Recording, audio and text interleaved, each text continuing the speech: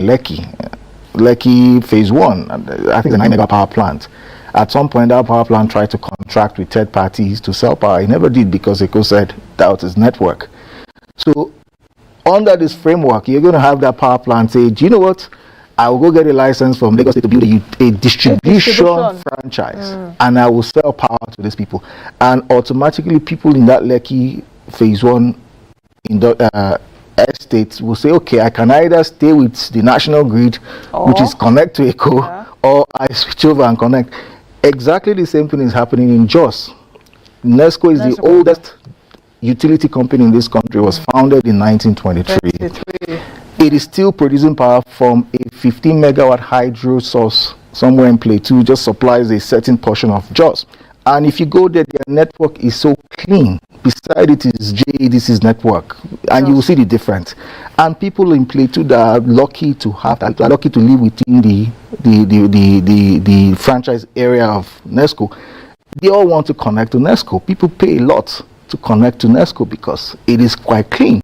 We have similar thing in Aba Power, where Enugu Disco is sort of ceded the area to Aba Power. But on a good day, both of them could have run together.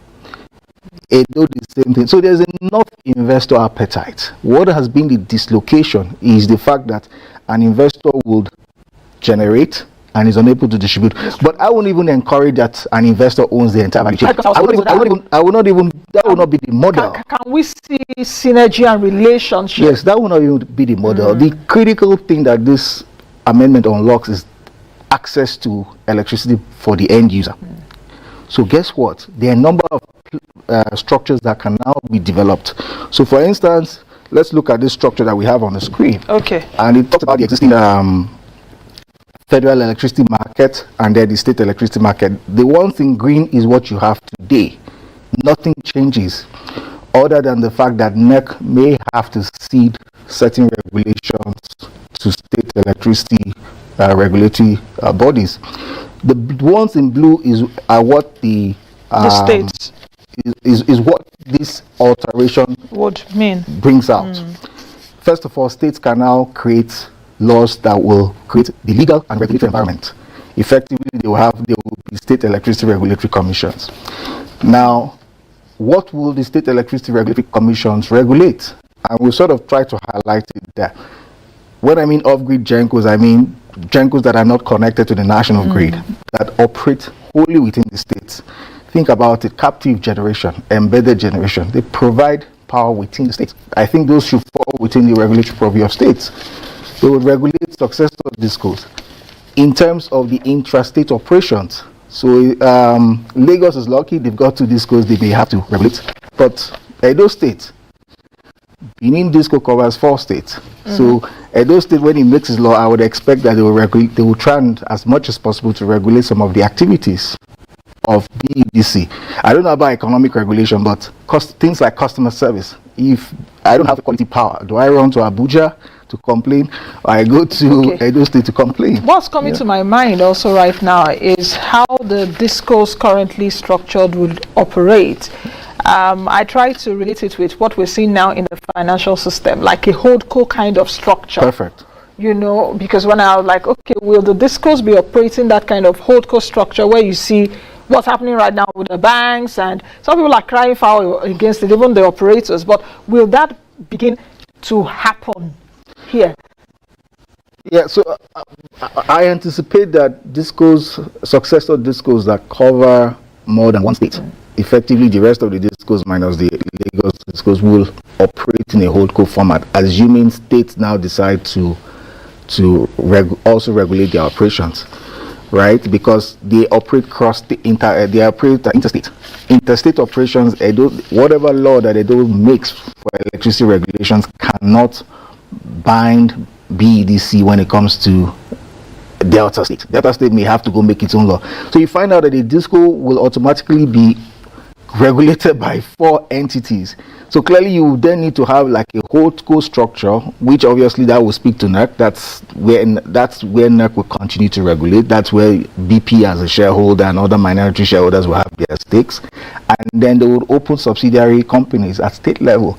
Now this is curing the mistake that privatization did not cure, or rather that was made during the design of privatization. So that means we are coming back to we didn't come back. We're coming back to the basics. Because PHCN was, well, discos were sold based on the carve out of PHCN regional areas. Typically, you should have carved them out as under states, but they carved, PHN had 11 regions, so they carved them out and put 2 in Lagos. Now we're now coming back to that original structure, which is each state have your own utility, have your own electricity distribution entity, and I see that happening. But again, it also depends on how quickly some states can adopt it. Like I said, and luckily the Senate was the Senate also has in its electricity bill 2022, they made provisions that where states are unable to make their own laws, then the national grid next still continues to regulate until such a time the state then decides that, okay, I've come of age and I want to control my destiny, I will regulate. But again, let me be very clear, it does not take away the national grid. The national grid still remains, and I would expect that the collaboration that Mr. Tomi talked about will be the collaboration between the national grid and the state grids or state electricity markets, because without that collaboration, it will be chaos. Okay, Mr. Tomi, let me come back to you now, because the ABC and the XYZ, or the grammar of all what we're speaking here, to an average Nigerian woman, will this solve the availability problem? Metering issues, billing issues. I guess that's what an average Nigerian will be thinking about now. So I want you to comment on that. Also, in addition to perhaps the states that we think may just be going ahead, because I think Ondo State as well as Edo and is it Ondo, Edo, and Lagos have electricity laws, so to speak. So how does all this play out? It's really going to be an interesting few years from now. I don't want to, because okay, go ahead, Mr. Tomi. So many things to talk about.